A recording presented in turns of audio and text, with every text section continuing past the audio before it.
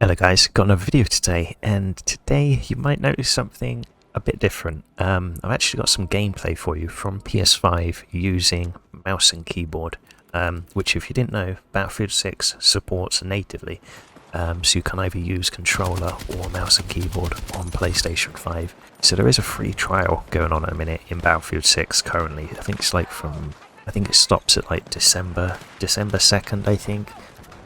Where you can sort of play certain game modes like Conquest and Escalation for free. So I thought, why not give it a go? Make some sort of observations, do some like a thoughts video, sort of plug in my setup, see what it's like, mouse and keyboard on PlayStation 5. Now after a few sort of like some initial problems with my like Corsair keyboard not working, a quick sort of Google search for my keyboard fixed it. Needed to hold like FN and Windows key for like 5 seconds to go into like PS5 compatibility mode or something. So just something to be aware of. There could be compatibility issues with your keyboard in Battlefield 6. You need to go to your manufacturer and see if you can fix it. So just to let you know, it could be different for yours, but if the same problem, just to let you know, there could be some issue. But it was fixed, it didn't take long, it was only like a couple of minutes, and then I was ready to go in game. Do you know what I mean? The mouse that I was using was the Endgame OP1 8K. Now obviously, it's a PS5, it's not a PC, so obviously that 8K polling rate won't be usable here.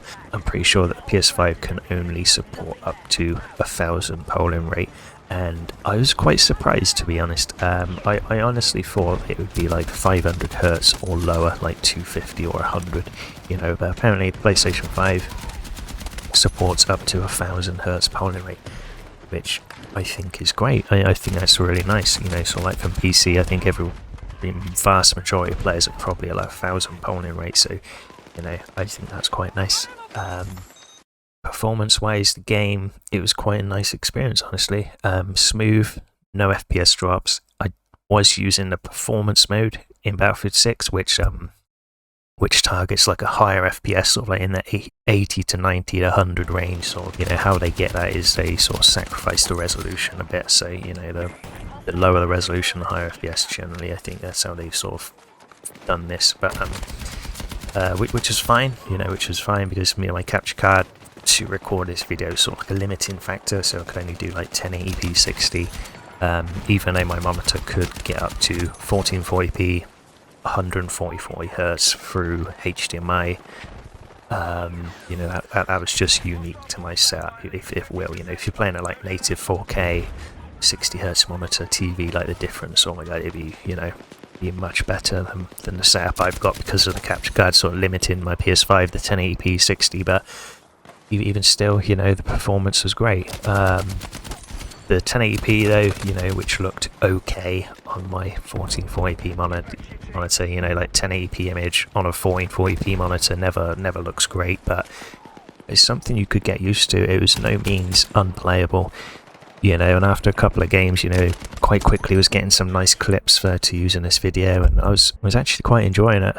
I did have crossplay on in these servers I was playing in, and something I didn't notice when I was playing is I did have just like a PS5 icon next to my name and not like a mouse and keyboard sign.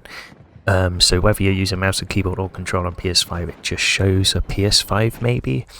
It'd be interesting, to sort of see an icon for which devices players are using, like say on when PS5, or it could be that I was the only one using mouse and keyboard. So when I killed players, their experience might have been different to mine, and they might have had like a PC icon next to a place. I don't know. There's something that's a bit sort of unclear there about what devices people are using on PS5, but it's something to mention and be aware of. Potentially could be playing against PS5 mouse and keyboard and not be aware that that is the case. There's something that was quite unclear when I was playing. So overall, after playing a few games, generally it was quite a nice experience, honestly. Something to mention, with the price of PC components, like they always seem to be just getting more expensive. I would say that mouse and keyboard in Battlefield 6 is quite a viable FPS experience. rather than playing with an expensive PC costing thousands and, you know, a lot of parts very inflated, overinflated prices nowadays. You know, you can just use your PS5 and have a good time. You know, just to say, obviously, you know, nothing can beat playing on PC and native res, say 1440p at high FPS, high hertz monitor, you know, 240 plus FPS. You know, you're not going to experience that here with a PS5. You know, but still, it's something to think about, and you're thinking of maybe going into PC gaming, or thinking about getting a PC as, like, you know, just plug your mouse and keyboard into the PS5, see if you like it, and you think, yeah, I want to invest in a PC. And, you know, I would say it's very viable on PS5, and it's something to think about and have a go. You know, I do think it's a decent enough experience to enjoy yourself with, honestly. Test it out for yourself, give it a go, let me know what you think. Are you a fan of, like, mouse and keyboard support in Battlefield 6 on PS5? Let me know. Yeah, and I think that's all I want to talk about. I'm just going to leave you with the rest of this gameplay on PS5 using mouse and keyboard, supported natively. Subscribe if you haven't already, it'd be very much appreciated. Trying to grow the channel, Battlefield 6. Thank you for watching, and I'll see you boys in the next one.